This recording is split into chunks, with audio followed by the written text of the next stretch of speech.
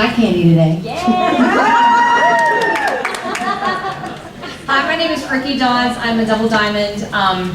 I'll tell you a little bit about my story. I used to be in direct sales a couple years ago, and I still feel like I'm recovering from a bad relationship. I still have battle wounds from that. I was just sitting there thinking about that, and there's some things that that still, like, you know, kind of like sometimes I don't want to get too close to my teammates. I don't want to get too involved. I don't want to make too many relationships because I left that other company and I left some relationships. And I mean, it was hard, but the company was great products. I still use them, but it was just so much inventory, so much big buy-in, so many, it was, I love multi-level marketing, but that wasn't the company for me. It was a good learning experience. I did very well. I had a nice big team, did some training, was in it for a couple years. Went on some beautiful vacations, drove around in a nice car for a while, and but I just got burnt out and I couldn't see myself doing it for the next 10, 15, 20 years. And I saw Angie putting some before and after pictures up on Facebook. We used to ride the elementary school bus together, graduated together. And I used to go on, you know, sleepovers and stuff at people's birthdays and things like that. So I've known Angie for a long time, and I loved her. And she's the most sweetest, trustworthy person ever. But she was putting that stuff up there, and I was like, liar. I'm like, what is she? She's so silly. And, but I kept seeing them, and I'm like, oh, I'm gonna try one. But we were on a spending moratorium in our household. And I even think, I don't know if you could pull up some old messages between her and I was like, I really want to try one. And I was like, oh, I'm not allowed to spend any money right now. I cannot get one. And it was right after Christmas, right? I was good, right? I was being a good girl. So right after Christmas, I was feeling a little fluffy, and I saw a little stupid picture of this muffin shoved in a pair of jeans, like a physical muffin shoved in a pair of jeans. And I was like, Angie. I mean, so we met, and I almost blew her off that day too. We met down Cafe Clutch. I know, I was just like, I don't want to do this. I know I never told you that, but I was like, no, I'm gonna go. And I didn't feel like getting a shower. It was actually, and like doing my hair. I just was in my ponytail and yoga pants, which I lived in. But I went down and I met with her, and she was telling me about this business, and she goes, I earned this, $10,000. I was like, well, you did. And she goes, yeah, and I was like, well, what about this? What about that? What about this? What about inventory? What about buying? And I was just kind of, grilling her a little bit, and she was just like, no. She's so nonchalant, and just like, oh, you put the wrap on, and people buy it, and people do this. And I like this product, and so I'm like, well, what about this? What are my monthly buys? And I had all these questions, and then I was just like, well, I'm going to be a distributor, but I'm just going to use it for myself. But I know I have about 4 girlfriends of mine who are going to want them, and so they're going to buy them off of me. And I didn't tell Scott for a while. Yeah, right.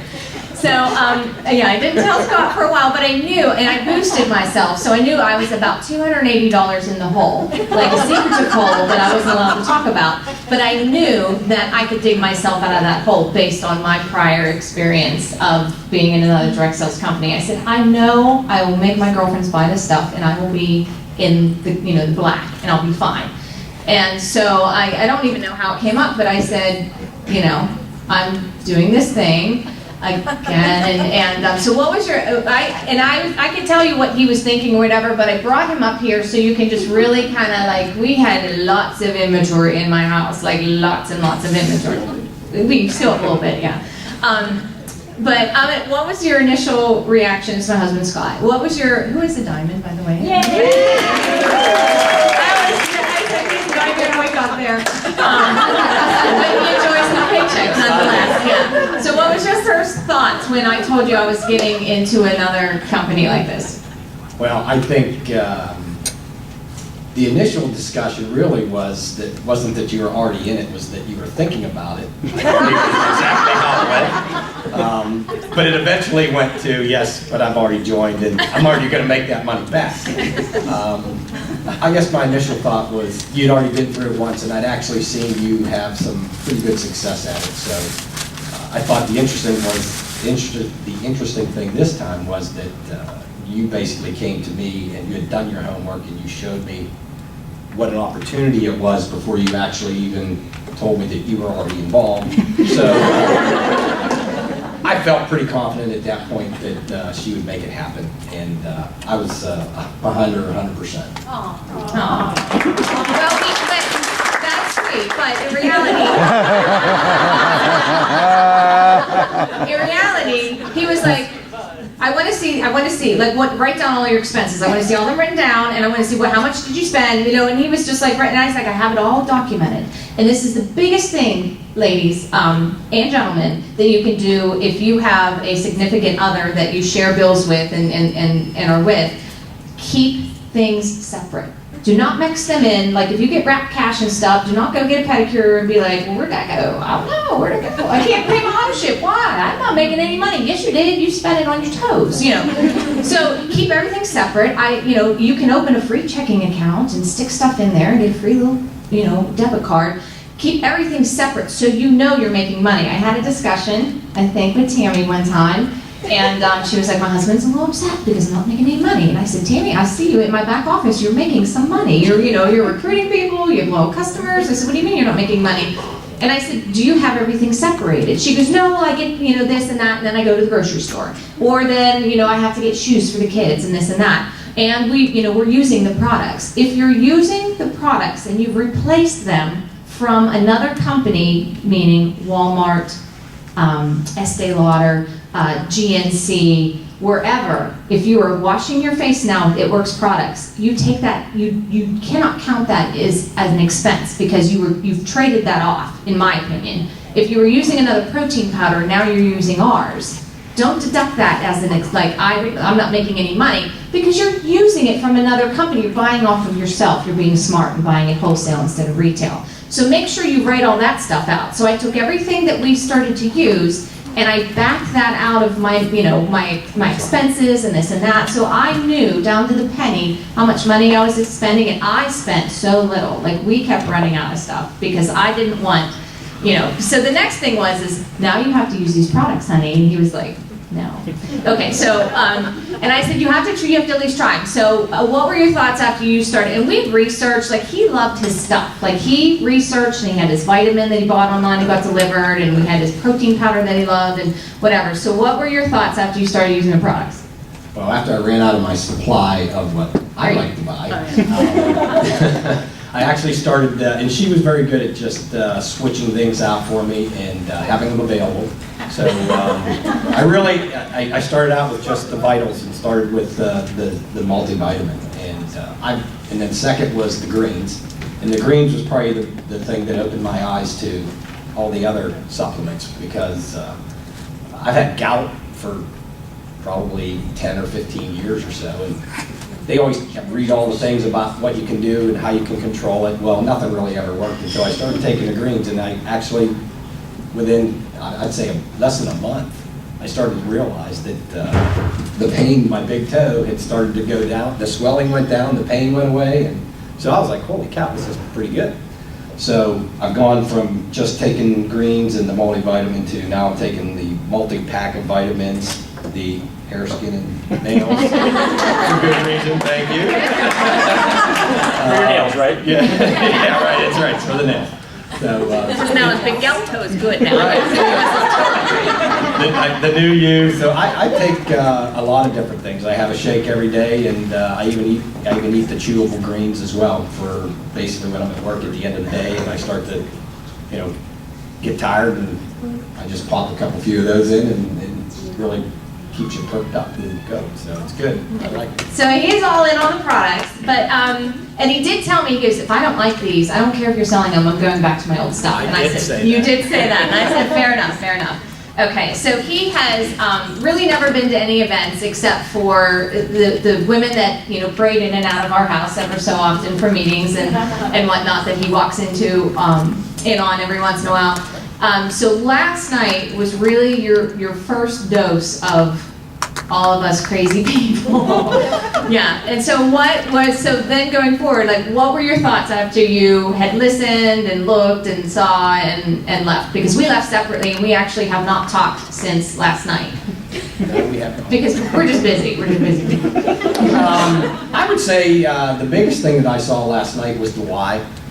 For me, I work in construction. I go to many different seminars, and she's done this direct sales for probably the last 10 years in some form or another. So I've seen a lot. The why is probably the most important thing that I would take in from last night. Today, I like the fact that you're going down into some of the details of how you have to go about and being successful in your business. One of the things that I've known that failure is a hard thing for people to accept. I work in construction, and we have to bid jobs to get our work, and our success rate is probably 10-15%. So we deal with failure every day, and it's one of the things that you have to brush off. You get back up, dust yourself off, move to the next one. And a lot of people struggle with that, especially in direct sales, because you get a lot of no's. And knowing how to handle and deal with the no's is, hey, if you never asked, you're never even going to get a chance for a yes. And so what if you get a no? You can always move on to the next person, or keep that person's email and keep touching base with them, because you may connect with them sometime later. So that's probably one of the best things that I got from today and last night was the why. So. Man. But he sounds like a diamond. He does. So it's life experience. So I think the biggest things is if you do not have a supportive spouse or significant other, I would say punishment. Me, I'm taking a different route. I would say show them on paper how much money you're spending. Don't overspend. Like, I was so bare bones. He was like, where's my greens? I'm like, well, I need that. I might place an order under some and move volume at the end of the month. I might have to do that so we can get, to Ruby this month. So our check's bigger. And he goes, I don't care about the check. I'm like, great. So we've had these little discussions about product, and I really realized how much he was in love with the products. But so take your products and make them separate. Don't put them as an expense. Because you're using them as you're ingesting them and using them for health reasons. It's not part of an operating expense. I know you do have an ABB auto ship that you're on, and you can, you do include that, but you're using that sometimes, or you're selling wraps and stuff like that. So keep that in mind. And don't buy extra if you don't need extra. Do bare bones at first. Everything's online. If you don't have Blitz cards, text one. Send them to people. So, and let them know, let your spouse know that you're serious about this business. Have them be on a call, maybe if they're, if you're on my team, we can do a spousal meeting and kind of get together or whatever.